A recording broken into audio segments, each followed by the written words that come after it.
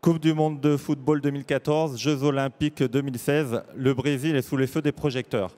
Alors même si la première économie d'Amérique latine a accusé un ralentissement économique cette année, l'économie reste très dynamique. Le gouvernement a annoncé une croissance de 3 à 4 pour 2013. Une classe moyenne de 100 millions de Brésiliens qui émergent, de nombreux marchés porteurs, la grande consommation, la cosmétique, les TIC, les infrastructures, le oil and gas. Les opportunités de business sont bien réelles au Brésil. Environ 500 entreprises françaises y sont implantées, mais la France ne représente que 2,7% de part de marché. Donc on peut faire beaucoup plus avec ce grand émergent. Comment s'ancrer sur le marché brésilien? Comment créer sa structure? Trouver le bon partenaire? Se positionner sur des appels d'offres? C'est pour répondre à toutes ces questions que j'ai le plaisir d'accueillir 4 fins connaisseurs de ce marché qui nous viennent directement du Brésil. Yvan Bernardin, directeur associé de Bernardin LTDA. Yvan, bonjour. Bonjour. Antoine Duchesne, gérant associé de Link Brésil. Antoine, bonjour. Bonjour. Jean-François Tesser, avocat associé au cabinet Pacheco Neto Zanden Tesser Advogados. Oui, bonjour. Jean-François, bonjour. Et Antonio Gandido de França Ribeiro, directeur associé de Overseas LTDA. Gandido, bonjour. Alors, juste un mot peut-être pour se présenter en préambule. Antoine, si vous pouvez nous résumer vos activités. Antoine, en 15 secondes, en 2 mots, ce que vous faites au Brésil. Oui, Link est un centre d'affaires installé à Rio, donc avec des bureaux à disposition pour les entreprises qui veulent s'implanter et qui travaille en partenariat avec une deuxième société qui s'appelle Europartner, qui est un cabinet comptable implanté depuis 3 ans à Rio et bientôt à São Paulo. D'accord. Yvan? Alors Bernardin a 2 structures, une en France, une au Brésil, mais la base opérationnelle est au Brésil. Nous faisons du business développement pour les sociétés françaises depuis 16 ans. C'est tout l'accompagnement pour la pénétration du marché et ensuite consolider leur position sur le marché. D'accord. Candido, Overseas? Oui, je suis avocat. Il avait 20 ans que j'ai créé Overseas et spécialisé en cabinet d'immigration pour supporter des visas et les supports. Spécialiste des visas. Donc vous êtes brésilien? Oui. Jean-François Tesser, un mot sur votre cabinet? Oui, écoutez, un cabinet qui est à São Paulo, à Rio de Janeiro, à Salvador de Bahia et à Brasilia. Donc nous sommes un cabinet full service, c'est-à-dire qu'on accompagne la société depuis son arrivée jusqu'à la vie, et je ne vais pas dire jusqu'à la mort parce qu'il ne faut pas la souhaiter aux sociétés qui s'implantent au Brésil. D'accord, merci pour cette petite présentation.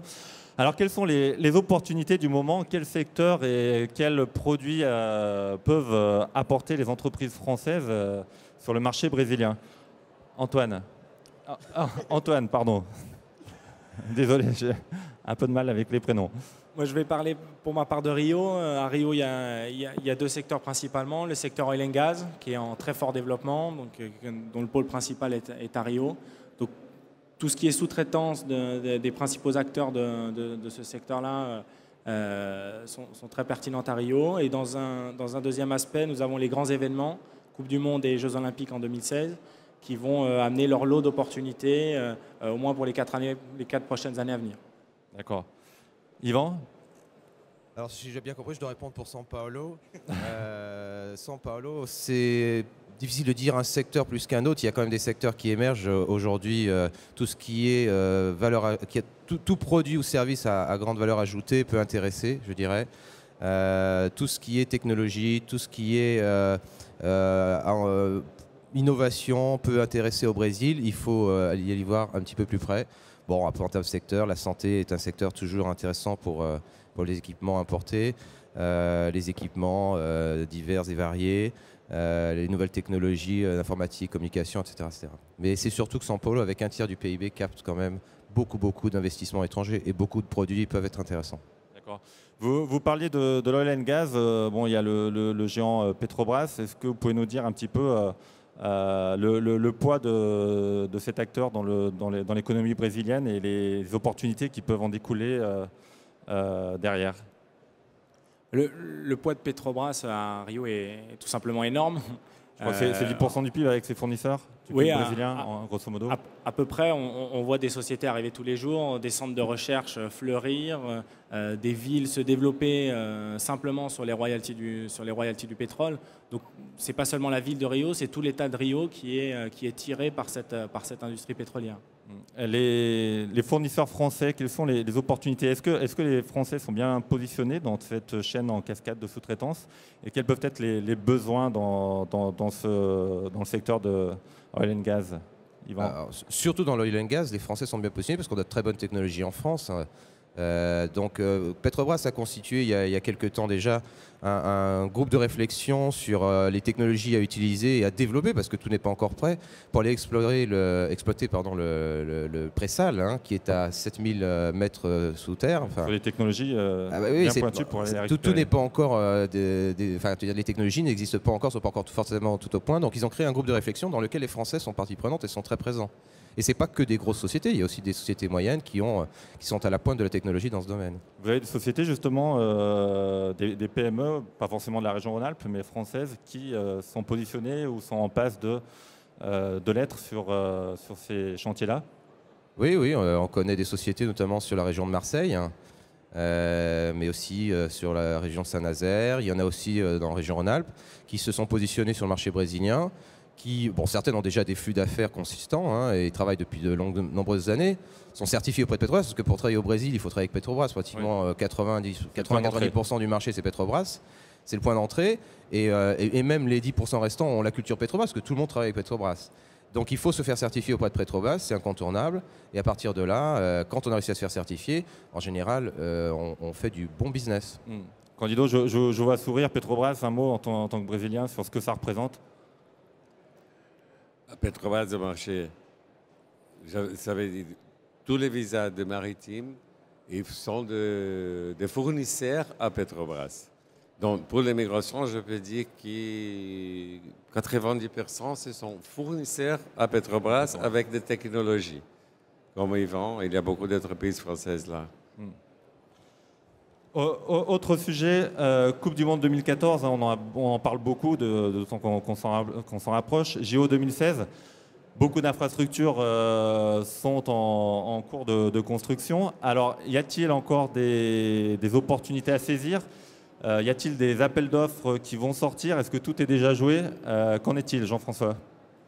Écoutez, en ce qui concerne, il n'y a pas que la Coupe du Monde, il y a la Coupe des Confédérations en 2013. 2014, la Coupe du Monde. 2016, les Jeux Olympiques uniquement à Rio. Hein, la Coupe du Monde va dans beaucoup de villes au Brésil qui se sont endettées pour cela. Aujourd'hui, si vous voulez, sur les grosses œuvres d'infrastructure, on peut dire que le marché est bouclé, hein, pratiquement, puisque le gouvernement a publié en 2011 des lois, même pour faciliter pour la création d'entreprises, en étant beaucoup plus rapide sur la création de la société, sur les consortiums, sur les joint ventures. Alors aujourd'hui, des opportunités, il y en a toujours, hein, sur les équipements, sur la finalisation de ces événements. Donc des opportunités, il y en a toujours. Maintenant, sur la construction d'un stade ou sur une autoroute ou sur des tunnels, on est un peu... Par contre, tout ce qui est hôtellerie, restauration, billetterie, peut-être que là encore, il y a des opportunités?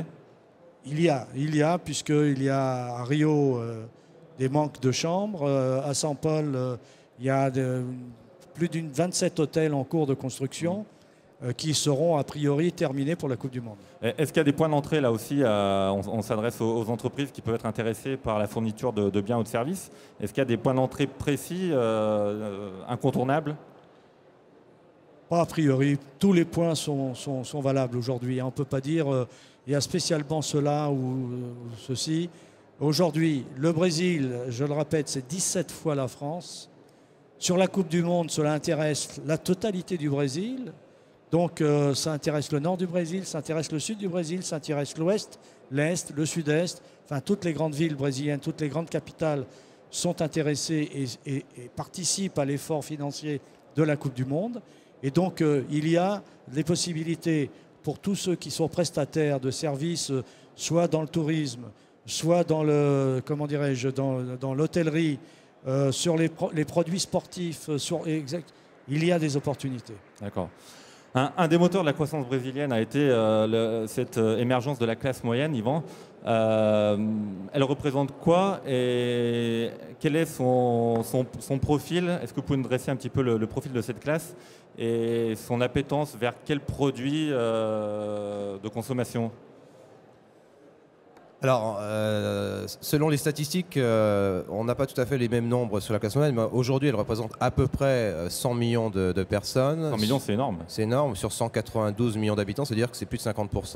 Donc, c'est une classe qui aujourd'hui est majoritaire, la classe moyenne, alors qu'il y a une dizaine, quinzaine d'années, c'était peut-être que 20-25%. Aujourd'hui, on est à plus de 50%. Bon, l'émergence de cette classe moyenne, bien évidemment, a suscité un certain nombre de désirs de consommation.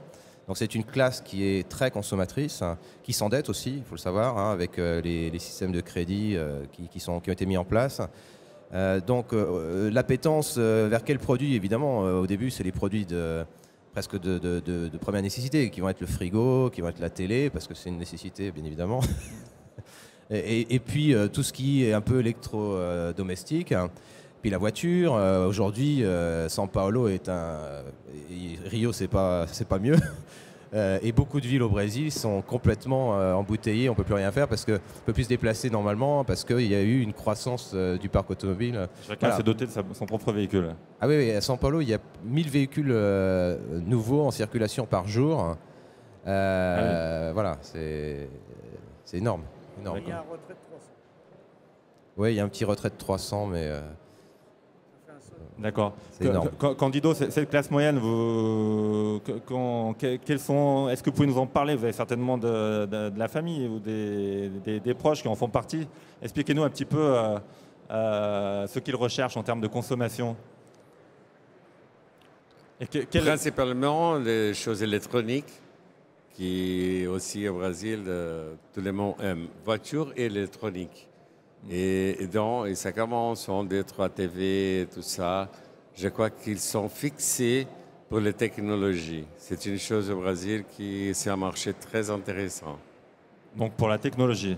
Technologie, les services de base, comme il a dit, ok, c'est commencé, mais la technologie, ils sont fixés. D'accord, donc un message aux entreprises qui nous regardent. Vous avez de la valeur ajoutée, de la technologie sur les produits de consommation. Par exemple, je crois que c'est le Brésil qui a le premier taux d'équipement de téléphone portable au monde. D'accord. Oui. Il y a plus portable que la population des lignes, je crois. D'accord. C'est énorme, c'est colossal. C'est énorme. Yvan, le Brésil, est-ce que c'est plus un pays d'exportation ou un pays d'implantation? Aujourd'hui, incontestablement, il faut considérer que c'est un pays d'implantation. Ce n'est pas un pays de délocalisation, hein, pour assurer les politiques. Ce n'est pas un pays de délocalisation. On ne va pas au Brésil pour fabriquer et renvoyer vers la France. Ce n'est pas compétitif par rapport à d'autres zones du monde. On va au Brésil pour s'implanter pour le marché local et ensuite pour rayonner sur la zone Amérique du Sud, Amérique centrale. Hein? Un mot peut-être sur des accords de libre-échange que le Brésil entretient avec l'AMSUD ou même avec d'autres destinations. Le Mercosur. Oui, le Mercosur, c'est un accord pour l'instant qui est surtout un accord douanier, on va dire, puisqu'il y a des taux préférentiels ou des taux zéro entre les pays. C'est donc Brésil, Argentine, Uruguay, Paraguay à la base. Et ensuite, il y a le Chili, la Bolivie et maintenant le Venezuela qui sont des membres associés. Il ne faut pas oublier que l'Argentine aujourd'hui se met en position... Voilà. En position de difficulté, puisque aujourd'hui tous les taux communs qui ont été acceptés et le marché commun sud-américain, le Mercosur, aurait dû justement en 2012 avoir la pleine capacité de ce qui avait été prévu lors de sa constitution. Aujourd'hui, avec le gouvernement argentin qui revient nettement en arrière, on a des problèmes de barrières sur les automobiles, par exemple, sur les réfrigérateurs et sur un certain nombre de produits. Autre que, par exemple, le Venezuela qui rentre, le Paraguay qui a été mis à l'écart pour des raisons politiques. Donc aujourd'hui, on ne peut pas dire que le Mercosur, c'est quelque chose qui fonctionne. Hein. En ce qui concerne d'autres accords, par exemple dans le Brésil, il y a des accords très fort avec le Mexique en matière d'automobile, hein, puisque beaucoup de sociétés comme Ford, comme Volkswagen ont de grosses unités de fabrication au Mexique, soit pour les États-Unis, soit pour le Brésil. D'accord. Donc, c'est pas tout bleu. Donc, à prendre en considération.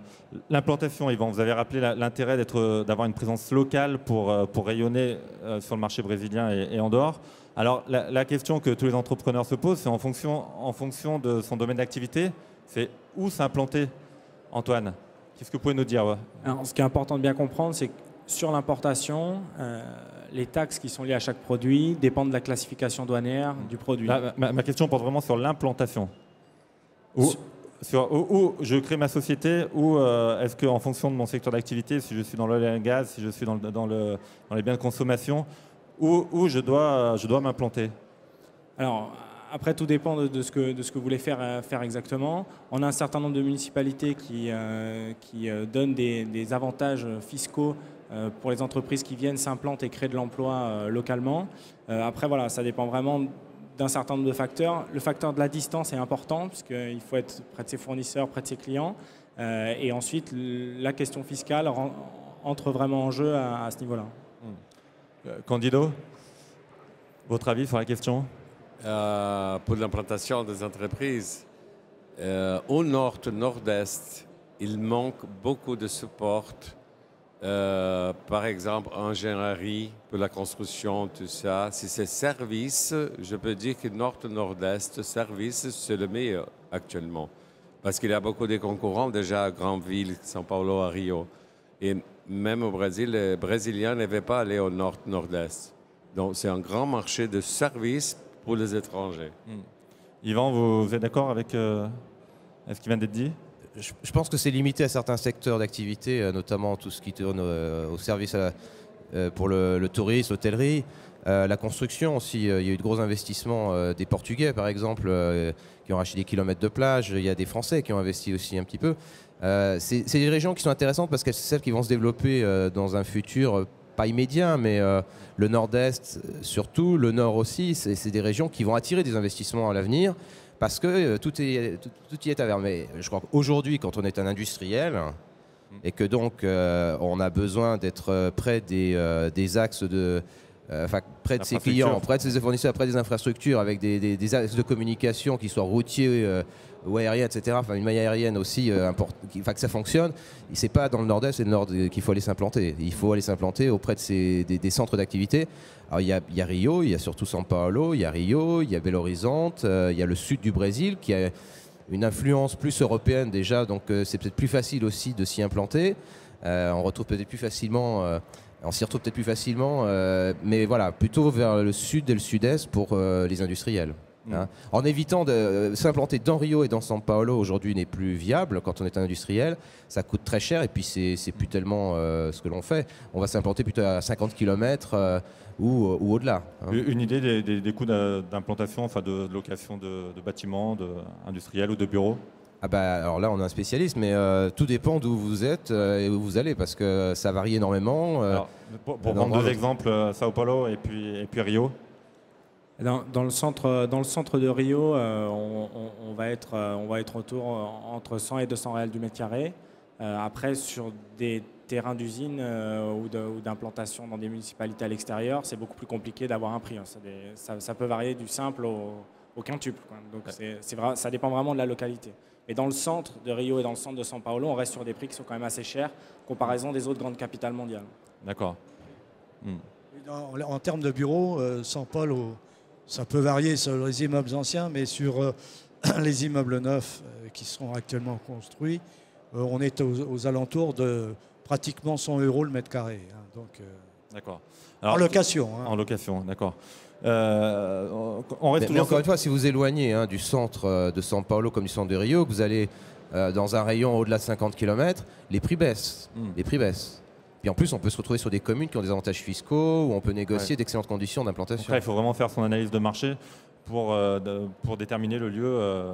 Oui, il faut clairement aller à la pêche, à la pêche à l'information, aller rencontrer les municipalités où on sait qu'il y a peut-être des avantages pour monter des dossiers et puis ensuite obtenir des exemptions. Parfois on a des terrains gratuits, parfois on a des exemptions fiscales.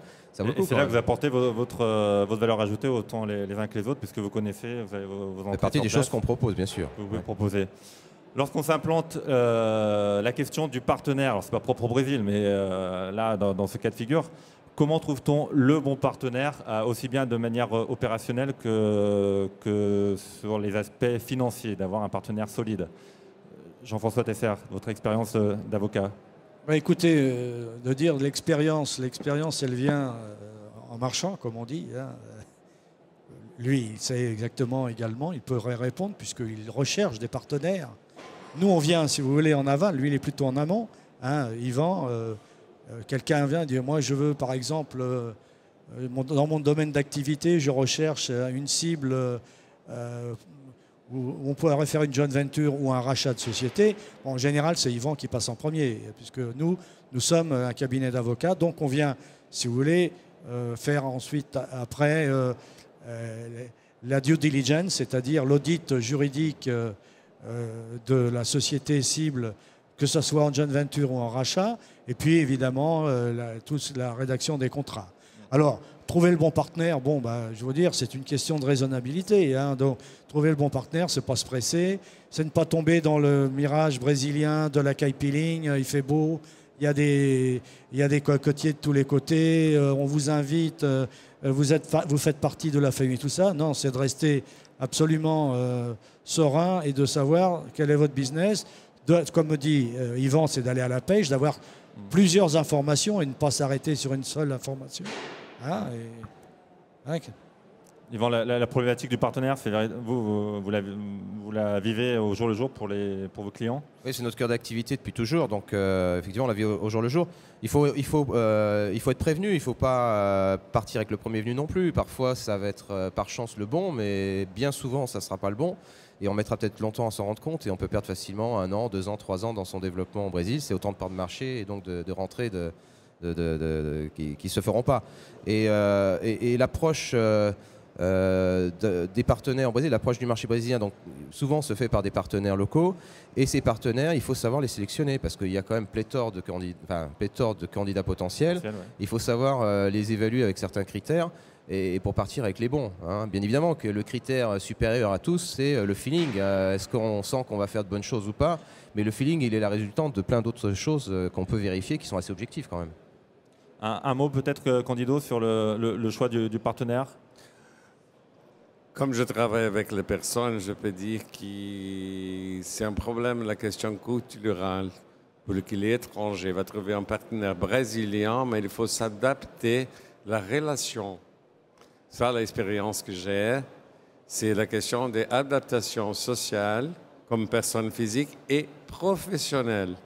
Parce qu'il ne faut pas arriver là et travailler comme en France, c'est complètement différent. Il faut ajuster en paix. Et ça, c'est compliqué. Il faut analyser avant, beaucoup discuter avant bout des accords sociétaires et des entreprises parce que les choses, ça ne marche pas comme ici. Au niveau de la création de l'entreprise, c'est facile de créer sa boîte au Brésil? Oui, enfin, c'est facile. La création d'une société de service, par exemple, moi j'en ai créé en 15 jours. Hein, d'avoir la société constituée, les statuts déposés, enregistrés et l'inscription fiscale fédérale et municipale. Je l'ai déjà fait en 15 jours, mettons 15 jours, 1 mois. Maintenant, en fonction du type d'activité de la société, si c'est une société industrielle qui va polluer, donc à ce moment-là, il y a des autorisations spécifiques à obtenir pour chaque ville, pour chaque État et pour la fédération. Donc c'est à 3 niveaux. Hein, ce n'est pas à 1 niveau, c'est à 3 niveaux. Quelles sont les structures juridiques les plus courantes pour une première implantation, on va dire légère, par exemple, une filiale commerciale, sans être dans l'industrie? C'est un type de société à responsabilité limitée qu'on appelle limitada ou LTDA, comme vous l'avez dit pour Bernardin tout à l'heure. Hein. La SA existe. Il y a actuellement un projet de loi qui va être l'équivalent à peu près de la SAS. Hein. Donc cela va éviter certains problèmes qui découlent de la jurisprudence brésilienne actuelle. Mais il est relativement facile aujourd'hui de créer une société brésilienne. Il n'y a pas besoin d'avoir d'associés brésiliens. Les associés peuvent être à 100% étrangers, personnes physiques ou personnes morales, indépendamment. Est-ce qu'il y a un capital minimum à apporter, un capital social? Après, il n'y a pas de capital. La loi ne prévoit pas de capital minimum dans le cas de l'imitada. Toutefois, on ne peut pas dire je vais aller là-bas, je vais mettre 100 € et je vais fonder une société. Ça me paraît débile complètement. Donc, c'est à être raisonnable, surtout en fonction, si vous avez votre société qui va faire de l'importation des produits de la société mère, il y aura des obligations de capital plus élevées puisqu'il y aura l'obligation d'avoir un radar. Alors quand je dis radar, ce n'est pas la tour qui tourne autour d'un aéroport, c'est un registre électronique auprès de la Banque centrale, justement pour vérifier les importations et les exportations qui viennent au Brésil. Voilà. Grosso modo, il faut mettre combien sur la table pour une première implantation avec un responsable d'antenne, un assistant par exemple, en version vraiment la plus light? 10 000 10 000 euros, oui. 10 000 euros. 10 000 euros pour une création de société pas trop complexe, hein, mais enfin comme Jean-François Tesser vient de la décrire, avec un administrateur et un comptable. Avec un administrateur local, provisoire, de manière à ce que vous ayez le temps de développer. Disons que ça, oui, c'est aux alentours de 10 000 euros. Alors, un personnage clé de l'implantation, justement, c'est l'administrateur que vous veniez d'évoquer. Parlez-nous un petit peu de ce rôle. Je vais peut-être laisser Jean-François Tesser parler des aspects très réglementaires de la fonction administrateur, ou de compléter ce que je veux dire, mais l'administrateur, il est nommé dans les statuts directement. Il est le responsable de la société, responsable devant toutes les autorités juridiques, fiscales, etc. Du pays. Donc, en cas de problème, c'est à lui qu'on va s'adresser, et en cas de problème très sérieux, c'est lui qu'on va poursuivre. Hein.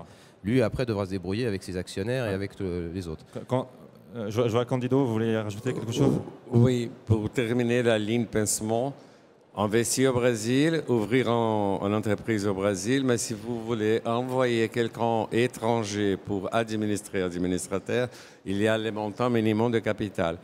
600 000 reais, ça veut dire 250 €, 1 000 € pour envoyer un gérant, un administrateur, l'autorisation de visa. Ou 65 à peu près 1 000 €, mais un projet de création de 10 employés brésiliens, 10 postes de travail brésiliens avant 2 ans. Donc, ce sont des restrictions. Vous avez l'entreprise, mais l'autorisation pour envoyer des personnes, capital minimum. Je vais apporter un petit complément à ce que vient de dire Candido, parce qu'on a souvent la question de dire, bon, on crée une société, on doit mettre un capital de 600 000 reais pour que vienne un administrateur français ou autre, hein, pas forcément un Français. J'ai des sociétés françaises qui ont des administrateurs canadiens, par exemple, puisqu'ils viennent de leur filiale canadienne, donc ça n'a rien à voir avec la nationalité. Mais il est bien à spécifier que ces 600 000 reais, c'est de l'argent qui arrive au Brésil, qui rentre sur le compte bancaire et qui est immédiatement disponible pour effectuer toutes les dépenses nécessaires à la société. Ce n'est pas de l'argent qu'on met de côté, qui est une sorte de garantie, parce qu'on me l'a dit, bon, il faut mettre 600 000 reais. Vous imaginez, je vais mettre 600 000 reais sur un compte pour garantir. Non, vous mettez l'argent et cet argent est immédiatement disponible pour les salaires. S'il y en a un peu des fois, j'ai vu par exemple hier des personnes qui disent, bon, je veux m'implanter au Brésil, je veux mettre des équipements, je veux investir 200, mon équipement vaut 200 000 €. Bon, il vaut 200 000 €, c'est de l'équipement, c'est du capital, parce que ce n'est pas forcément de l'investissement en monnaie. Ça peut être de l'investissement également en matériel, en actifs. Bon, mais je dis, si vous êtes à 200 000 €, mettez 50 000 € de plus. Ça vous permet d'avoir, surtout que vous placez votre argent au Brésil entre 0,8 et 1% par mois, c'est mieux qu'ici à la caisse d'épargne. Hein, la question que je me pose, je crée ma société, bon, ça commence, ça marche pas trop mal pour moi. Au bout de 6 mois, 1 an, j'envisage de doper mon activité. Il faut faire une augmentation de capital. Comment ça se passe? C'est compliqué, c'est facile, c'est 24 heures. 24 heures, bon. J'en dis pas plus parce que je viendrai compliquer la chose quand elle est simple. D'accord. La législation du travail, quand on s'implante, donc on a besoin d'un administrateur, on a besoin d'avoir voilà, d'un comptable, bien entendu, on a besoin d'identifier son marché, on l'a fait préalablement. On a besoin aussi de recruter du personnel. Quelle est la législation du travail, Candido? Qu'est-ce que vous pouvez nous dire sur le sujet? Pour les étrangers, Pour une entreprise qui veut recruter du personnel brésilien. brésiliens. On parlera après de... La question des charges sociales, ils sont compliquées. Le système brésilien, c'est tellement ancien. Il y a plus que la charge sociale, il y a un dépôt de 8% en fonds au gouvernement pour après retourner ces fonds. Le coût, c'est à peu près 90% du salaire brut à l'entreprise. Donc, ça veut dire que c'est 180 le coût. C'est très cher. Alors, je voudrais quand même apporter des compléments à ce que vient de dire Candido. Au Brésil, il y a une sorte de code du travail. Hein, ça ne s'appelle pas le code du travail, ça s'appelle CLT, c'est-à-dire la consolidation des lois du travail. Donc, lorsque le salarié brésilien va dans une société, il a un petit carnet bleu, qui est le carnet du travail, et la société qui va l'engager signe qu'à partir de telle date, il est engagé à titre provisoire pour 45 jours 2 fois, 90 jours, et après, passé ce délai, donc il a un contrat à durée indéterminée. Il n'y a pas de CDD. Il n'y a pas de CDD. Donc, lorsque le salaire est payé, comme dit Candido, les charges sociales se montent entre 80, 90, 100%. Ça dépend des activités, ça dépend du danger présenté par la société. Donc, on peut arriver sur des autres. En termes de cash flow mensuel, si vous voulez, on est aux alentours de 40%. Seulement, quand on fait le bilan final, on est aux alentours de ce que vient de dire Candido, 80-90%. Antoine, vous voulez rajouter quelque chose? Oui, ce qui est important à souligner, comme l'a dit tout à l'heure Candido, il y a vraiment une question culturelle aussi dans la façon de manager des équipes brésiliennes. On ne manage pas une équipe brésilienne quand on manage une équipe en France. Il y a des aspects, notamment en termes d'horaire, en termes de comportement, en termes de management, qui sont vraiment particuliers au Brésil. Il faut être plus flexible. Les Français ont ça dans leur carte mémoire quand ils arrivent, ou alors ils sont plutôt pas ceux qui préparés. arrivent et qui n'ont aucune expérience au Brésil, souvent l'ont pas. Donc, oui, et puis, une petite période d'adaptation au début de l'activité. Alors, sur le management, Candido, version, votre optique de Brésilien, quand vous voyez débarquer des Français, comment ça se passe dans les problèmes de management? il Les rigole. questions interculturelles. Normalement, ils commencent avec des Français, management, la position, et après, s'ils trouvent un bon Brésilien, ils laissent un Brésilien là avec le contrôle de la maison mère. Une chose de travail, d'adaptation au Brésil, c'est 44 heures par semaine. C'est la première chose qu'un Français va... Ouais. On disait, bon, mais je ne travaille pas en France, mais au Brésil, il faut travailler 44 heures. Yvan, je vous vois sourire. Et puis encore, je vais te dire, c'est parce que c'est un truc de football encore, parce que ça c'est culturel. Quand il y a la Coupe du Monde et qu'il y a la sélection qui joue au Brésil, On s'arrête de travailler. c'est pas la peine de faire travailler quelqu'un. On donne l'après-midi, si le match est à 3h de l'après-midi, à partir de 13h, il n'y a plus personne dans les rues. Ça se passe comme ça aussi pour les derbies flaflou? Flaflou, non, peut-être à Rio de Janeiro, À mais Rio, ça peut-être. c'est... Oui, bon, écoutez, à Rio de Janeiro, c'est... Ils sont tellement loin dans le classement aussi, Flaflou. Il faut dire que Fluminense est champion brésilien cette année, exceptionnellement. Fluminense est champion. Non, ce que disait Candido sur le fait que le haut management dans les entreprises passe souvent d'un étranger à un Brésilien est lié effectivement au fait qu'un Brésilien aura peut-être plus de facilité pour le management, mais c'est aussi lié à des questions politiques. Hein.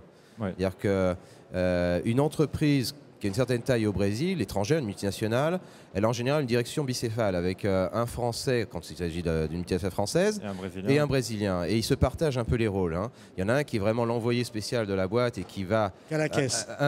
Qui tient la caisse, oui, ça c'est important, mais qui va en plus de tenir la caisse, va, on va dire, installer les règles ou implanter les règles du groupe dans la boîte. Et puis vous avez le Brésilien qui va s'occuper plutôt des aspects politiques, parce qu'à un certain niveau, sans politique, malheureusement ou heureusement, les affaires ne se font pas trop. Voilà.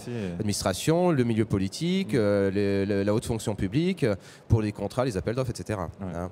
Ça, c'est surtout vrai pour les sociétés qui ont des contacts avec l'économie publique, hein, c'est-à-dire Alstom, Pour les C'est vrai métros qu'on en et a tout pas parlé ça. tout à l'heure, mais tout ce qui est contrat d'appel d'offres, si on n'est pas implanté localement avec une société de droit brésilien, Non, si on peut. Si on peut quand même. On peut, puisqu'il y a des consortiums. Hein. Il y a donc des sortes de GIE, si vous voulez, ou de consortiums qu'on avait au Brésil. Donc aujourd'hui, c'est autorisé, surtout pour les Jeux Olympiques et tout ça. Donc ça a été autorisé qu'une société, par exemple, dans notre cabinet, on a beaucoup de clients allemands. Et, malheureusement, il y a pas beaucoup de Français là-dedans, dans le truc. Mais pour la fabrication ou pour la construction de stades, il y avait justement des sociétés allemandes, de droit allemand, et qui n'étaient pas au Brésil. Donc ça fait partie de la loi dont je vous ai parlé tout à l'heure. D'accord. Candido, on parlait de la législation du travail. Un mot sur le niveau des salaires peut-être. Tout à l'heure, Yvan disait en préambule, voilà, c'est pas un pays de délocalisation, les coûts sont quand même importants. Qu'est-ce qu'on peut dire au niveau des salaires? Le marché brésilien, on ne parle pas d'immigration, d'expatriés. Les marchés brésiliens, les salaires ils sont en train d'augmenter un peu, mais la classe moyenne, c'est pas tellement haut, mais de niveau moyen plus, manager, directeur, c'est tellement cher. Je crois que ça peut être cher comme en Europe. Oui, c'est même plus, oui. C'est même plus dans la mesure où aujourd'hui, les sociétés françaises qui viennent s'implanter préfèrent envoyer un expatrié puisqu'il coûte moins cher qu'un local. Pourquoi? Parce que ne faut pas oublier qu'au Brésil, quand vous êtes dans la classe moyenne un peu supérieure, si vous voulez, vous devez avoir un plan de santé qui coûte cher, une école privée pour les enfants. Quand je dis une école privée pour les enfants, on parle de l'ordre d'une bonne école. Par exemple, l'école française, qui est le lycée Pasteur à Saint-Paul, pour un étudiant de maternelle jusqu'en terminale, ça varie entre 800 et 1500 euros par mois, par enfant. Hein? Donc, le couple qui a 3 enfants, ça lui, bon, il a peut-être des réductions en demandant éventuellement des bourses ou autre chose, mais normalement, en prix total, ça lui fait 4500 euros par mois pour les enfants, plus les plans de santé, ceci. On est déjà arrivé pratiquement à 5 ou 6 000 euros sans rien faire, sans avoir ouvert le panier de la ménagère et sans avoir payé les loyers. Hein, donc c'est assez élevé. Ouais, donc trouver du management local quand on peut. La courbe des salaires au Brésil, elle est historiquement exponentielle. Ouais. Vous avez une grande partie de la population qui gagne peu et une minorité qui gagne beaucoup. Elle a tendance, c'est une courbe exponentielle, mais elle a tendance un petit peu à se rapprocher, je dirais, de la diagonale. C'est-à-dire qu'on est c'est un peu moins accentué qu'avant. Il y a de plus en plus de gens très riches au Brésil, mais il y a aussi une classe moyenne qui a émergé, qui consomme, qui soutient l'économie et qui aujourd'hui a un vrai pouvoir d'achat. Cela dit, si on compare avec la France, pour les emplois peu qualifiés ou pas qualifiés, ça va être moins cher au Brésil. Le SMIC brésilien est 4 fois inférieur au SMIC français. Hein. Mais dès qu'on va grimper en compétences, qu'on va prendre des chefs de département, des directeurs, alors là, mais ça coûte plus cher qu'en France. Il faut le savoir. Ouais. Il faut savoir pour une entreprise qui va s'implanter au Brésil, qui va nommer un administrateur CEO, c'est-à-dire quelqu'un qui va prendre en charge toute la responsabilité de la société, y compris dans le développement de son business, c'est au bas mot 10 000 euros de salaire net par mois. D'accord. Elle ne trouvera pas un moins. Ou alors, elle va prendre un risque énorme sur la compétence ou sur l'expérience de son administrateur. Allez-y, Candido. Oui. Sauf pour aider, le problème de la classe moyenne, à mon avis, ce sont des bénéfices indirects pour la maintenance sur le plan médical qu'il faut payer pour les Brésiliens pour compléter parce que les plans publics, ça ne marche pas. Donc, il y a un coût additionnel. Le salaire, ce n'est pas très haut, mais le coût total, c'est cher. C'est cher. Un mot, Candido, je crois que vous êtes le spécialiste brésilien des visas. Lorsqu'on crée une société française qui va s'implanter ou alors qui va détacher sur une mission un de ses salariés, un technicien par exemple, ou bien qui emploie un VIE, puisque le dispositif VIE fonctionne. D'ailleurs, est-ce qu'il fonctionne bien au Brésil? Oui. Donc, VIE, c'est une situation spéciale. Il existe ces relations en France, mais il n'existe pas au Brésil. Donc, pour les lois d'immigration, pour la personne qui fait la loi, c'est difficile à comprendre qu'est-ce que c'est le mouvement de VIE. Donc, Ce qu'on peut faire pour enveiller, pour adapter, c'est un visa professionnalisant, c'est un visa qui n'exige pas d'expérience professionnelle, parce que pour travailler, il faut avoir l'expérience professionnelle. Donc, on a un visa d'un an possible entre entreprises du même groupe économique. D'accord. OK, si l'entreprise française, il y a une filiale, une subsidiaire, n'importe la question formation juridique là, il peut doucement demander une autorisation pour enveiller. Cette autorisation sera pour un an, en base de la loi du Brésil. Et on sait que normalement, c'est 16 mois d'incorporation.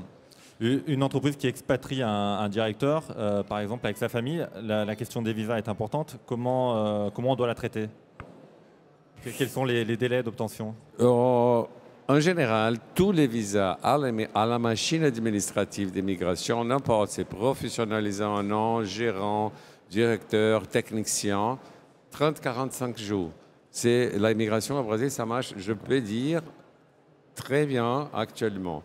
C'est toujours en planning de temps, 30-45 jours l'autorisation ici. Le problème, c'est avant, pour identifier la personne, la relation de contrat, décider les prix. Oui, l'entreprise doit anticiper cette question avec son candidat à l'expatriation, bien en amont. Créer la société, ça veut dire des mois, 30 jours, 60 jours. Combien de visas sont délivrés chaque année au Brésil pour des gens qui viennent travailler? Au mois d'octobre, je crois, les statistiques, c'est à peu près 500 000 visas, mais 90% sont des visas tellement temporaires et spécifiques pour le travail technique, en gaz et pétrole. 60 000 visas et dont 80-90% pour en gros du transfert 90 jours en an, travail technicien et spécifique, technologie. C'est sur un mois. Hein. Donc il faut multiplier par 12 pour avoir une statistique. Sur un mois, d'accord. Donc ça veut dire les mouvements, c'est très vite. Beaucoup de personnes, si on peut dire, les chiffres sont grands, mais c'est ça de travail vite. Qu'il vient, il va des grands projets. Spécifique. D'accord. Autre chose à rajouter je peux rajouter quelque chose, revenir sur l'aspect d'implantation et de l'envoi de l'homme, si c'est quelqu'un de la société mère qui va au Brésil, de lieu d'implantation. Parce que si vous envoyez quelqu'un qui est marié avec des enfants, quand on est à São Paulo, on est dans une ville européenne. Il y a une école française, il y a des musées, il y a du théâtre. Là, ça va très bien. Ça va très bien. Vous allez créer votre société et la mettre à 400 km de São Paulo, pour l'État de São Paulo, hein, je ne parle même pas des États du nord du Brésil, parce qu'à ce moment-là, c'est encore pire. Et là, on tombe tout à fait dans une autre culture. Hein.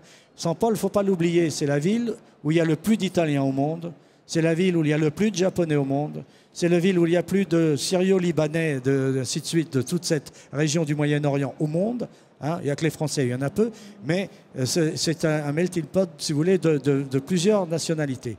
Et donc, la famille qui va à 400 km de São Paulo, moi je dis souvent à des clients, faites attention parce que vous risquez que votre couple qui va là-bas peut, dans les 3 mois, dans les 6 mois à venir, la femme ne pas s'adapter et avoir des problèmes après et de dire... C'est le problème du conjoint qu'on retrouve. Voilà, les enfants n'ont pas d'école, et ainsi de suite. Donc ce sont des problèmes également qui doivent être pris en considération. Je voudrais revenir, on parle beaucoup de l'implantation. Quels sont les freins aujourd'hui, les principaux freins à une implantation au Brésil? On parle beaucoup de la fiscalité lourde, de l'empilement des législations, des droits, des taxes à l'importation. Yvan, expliquez-nous un petit peu comment ça se passe. Et quelles sont les difficultés? Les difficultés sont... dans l'approche pour une implantation, il faut être patient. Il ne faut pas vouloir aller trop vite parce qu'effectivement, il y a des freins administratifs, il y a beaucoup de bureaucratie au Brésil. La fiscalité est assez complexe. Il y a plus de 50 impôts au Brésil, donc on n'utilise pas les 50. Mais enfin, il faut un petit temps quand même pour s'adapter. Moi, en toute humilité, au bout de 15 ans, je ne crois pas encore maîtriser la fiscalité brésilienne. Et je crois que c'est très difficile de la maîtriser un jour, d'ailleurs. Tellement c'est compliqué, parce qu'en plus, ça change d'un État à l'autre. Oui, c'est-à-dire que quand on facture d'un État à l'autre, ce n'est pas le même taux qui s'applique. Ça dépend aussi de la norme de la NCM, c'est-à-dire du code du produit. Enfin, c'est très compliqué. Donc, il faut impérativement s'entourer de compétences locales. et pas une seule. Hein. Ça peut être, faut des fiscalistes, il faut un comptable, il faut bien sûr en général des consultants, il faut des gens qui orientent parce qu'une implantation, ça se fait pas comme ça du jour au lendemain. Ça se fait en fonction de critères objectifs comme pour la localisation. Mais après sur l'investissement, il faut aussi bien budgéter. Hein. Faut pas trop, il y a quand même des coûts assez indirects au Brésil qu'il ne faut pas oublier. Antoine ? Oui, un des freins qui a été mentionné avant, notamment sur l'importation, ce sont ces taxes à l'importation hein, qui peuvent représenter entre 80 voire plus de 100% du prix d'importation du produit hein, et qui se calculent en cascade, c'est-à-dire que la première taxe est inclue dans la base de calcul de la deuxième, de la troisième. C'est assez dissuasif. Voilà, c'est très dissuasif sur certains produits, ça fait que la société ne peut pas être compétitive sur le marché brésilien. Quels sont les produits les plus taxés en fait ? Les produits qui ont de la fabrication locale. Ouais. Hein, parce que le Brésil a une tradition protectionniste, hein, ça ne sert à rien de se le cacher. Pour autant, il n'est pas fermé, au contraire, il a besoin énormément de produits et de services importés, notamment tout ce qui est technologique. Mais quand vous rentrez en concurrence, votre produit rentre en concurrence directement avec un produit local, il faut savoir que si les douanes n'ont pas déjà fixé un taux élevé, il y a une consultation publique qui est faite et un fabricant national peut arriver et dire « moi j'ai un produit concurrent et donc là on va taxer fort ». Donc il ne faut pas être en concurrence, il faut apporter quelque chose de plus. Voilà. D'accord. Il nous reste 3 minutes. Je voudrais qu'on dise un mot sur le risque lié à la propriété industrielle. On n'en a pas parlé jusqu'à maintenant. Est-ce que le Brésil représente un danger plus qu'un autre pays ou pas du tout Écoutez, cela dépend. Hein, ça dépend du secteur d'activité. Aujourd'hui, si vous voulez, sur les brevets pharmaceutiques, il y a des discussions en cours, principalement avec les grands laboratoires, de manière à ce que les inventions de ceux-ci deviennent du domaine public, de manière à pouvoir profiter aux malades qui n'ont pas les moyens de survenir. Alors, en ce qui concerne les marques, il n'y a aucun problème dans la mesure où ces marques sont exploitées au Brésil ou qu'il y ait un semblant d'exploitation par ne serait-ce que de publier dans un journal une fois tous les 2 ans une publicité qui correspond à la marque. Hein, on le voit pour certains parfums, pour d'autres, et ainsi de suite. Et il faut déposer auprès de l'INPI. Vous le déposez au l'INPI, mais en général, c'est votre agent en marque qui le fait ici en France. Donc le Brésil est signataire de la Convention de Madrid. En ce qui concerne les brevets, le Brésil n'est pas signataire des autres conventions, c'est-à-dire que lorsque vous demandez un brevet, pour le monde entier, il faut bien voir que le Brésil n'est pas inclus. La spécification donc il faut donc inclure le Brésil parce que dans le cas du brevet, du dépôt de brevet ou de la demande de brevet, ce n'est pas inclus. Le reste, en ce qui concerne aujourd'hui, il y a le Brésil, en ce qui concerne l'INPI du moins, j'ai des relations constantes avec l'INPI, il y a réellement l'intention et la normalisation et de la globalisation, comme on dit, hein, ce fait que le Brésil rentre dans le droit chemin. Probablement, dans les prochaines années, les conventions non signées en matière de brevets le seront par le Brésil, et ainsi de suite. Il nous reste 1 minute avant de conclure cette émission. Si vous aviez un conseil à donner aux entreprises qui veulent aujourd'hui s'implanter ou bien exporter sur le marché brésilien, quel serait-il en 10 secondes, 15 secondes par chacun? L'arbitrage. Tous les contrats au Brésil, l'arbitrage. Un arbitrage se fait au Brésil en quelques mois. Un procès, 10 ans. Donc, choisissez. Je vais essayer. Antoine ? Moi, je crois qu'un des principaux conseils, c'est d'être bien accompagné. Tous les gens qui ont essayé de tout faire tout seul pour gagner un peu d'argent sont mordus les doigts après, quoi. Donc, c'est important d'avoir l'appui de consultants, d'avocats, de comptables. Il y a des gens qui travaillent très bien et pas pour des sommes absurdes. Donc voilà, je crois que c'est vraiment ça le mot à faire passer. Yvan ? Un seul mot, investissez au Brésil, parce que c'est quand même, si on a une vocation internationale, le Brésil fait obligatoirement partie des destinations où on doit être implanté, où on doit travailler. Il y a une tendance de 4% de croissance moyenne sur les 20 prochaines années, qui dit mieux, en dehors de la Chine et de l'Inde, voire peut-être de la Russie. Il n'y en a pas beaucoup. Donc investissez au Brésil, c'est devenu une obligation, c'est incontournable. Candido, le mot de la fin? Oh oui, pour mon métier, je peux dire qu'il fait attention de support psychologique pour les expatriés qui sont envoyés. Et les entreprises, normalement, ne font pas attention sur ça. Et c'est tellement important pour la production du travail et pour la bonne adaptation et le bon business et faire un retour de business beaucoup plus vite s'il y a un support psychologique d'adaptation. D'accord. Merci à tous pour vos bons conseils. J'espère que les entreprises ici qui nous ont regardés auront beaucoup appris et dans leur approche du marché brésilien. Espérons que les 500 entreprises implantées deviennent peut-être beaucoup plus nombreuses dans les prochaines années et que les entreprises auront la capacité de saisir ces opportunités brésiliennes. Merci à tous.